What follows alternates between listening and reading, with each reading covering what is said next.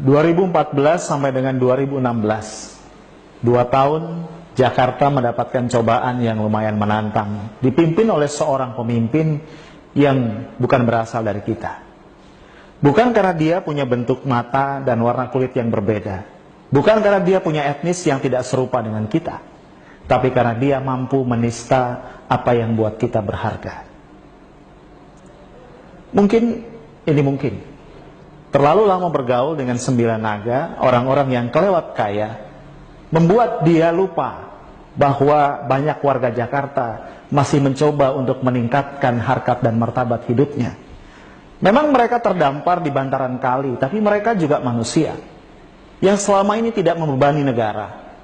Mereka mencari nafkah, membanting tulang, mengeluarkan keringat untuk memberikan pada keluarganya harapan akan sebuah kehidupan yang lebih baik. Tapi apa yang terjadi? Mereka digusur dari tempat tinggal yang sudah mereka tempati berpuluh-puluh tahun, lalu dilemparkan ke rusun yang berjarak puluhan kilometer dari tempat mereka mencari nafkah. Sudah kita bisa duga dampaknya. Mereka tidak mampu membayar sewa yang kelewat mahal, dan akhirnya mereka kembali terlunta-lunta di tanah ibu kota.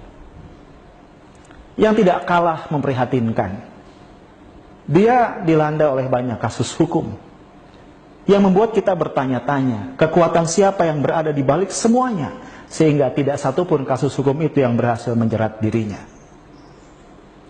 Cerita tidak berhenti sampai di sini.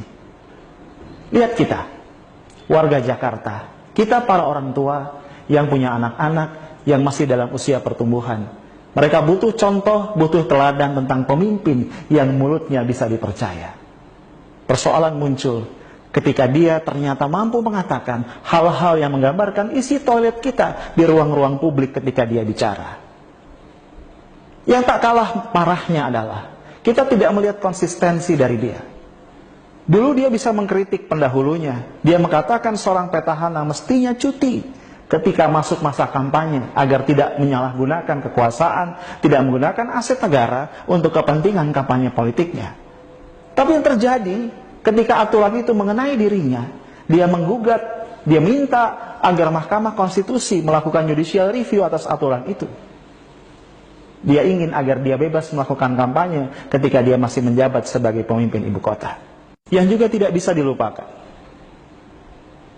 dengan luar biasa dia mencaci partai-partai politik, mengatakan mereka mencuri suara rakyat, dan kemudian dengan gegap gempita membangun sebuah barisan sukarela untuk mendukung dirinya maju lewat jalur independen dalam pemilihan pemilu kada berikutnya. Tapi apa yang terjadi? Ketika beberapa partai mulai menyatakan dukungan kepadanya, dengan mudahnya dia mengatakan, ya sudahlah, saya maju lewat jalur partai politik saja. Pemimpin seperti apa yang konsistensi ucapannya tidak bisa kita pegang? Pemimpin seperti apa yang bisa mengubah pandangannya dalam waktu singkat tentang hal-hal yang sangat mendasar? Yang lebih menyakitkan, dia bisa mengeluarkan kata-kata yang menistakan agama yang bukan agamanya. Bayangkan, dia mengatakan salah satu ayat dari Al-Quran, kitab suci umat Islam yang merupakan 85% lebih warga Jakarta, digunakan untuk membodohi mereka. Ini bukan persoalan sara. Sekali lagi, ini bukan persoalan sara. Ini persoalan mulut seorang pemimpin yang tidak ditakar dampaknya. Dengan kata lain, ini persoalan inkompetensi dari dia yang tidak tahu apa yang pantas dan tidak pantas dikatakan oleh seorang pemimpin ibu kota. Dia mungkin tidak sadar.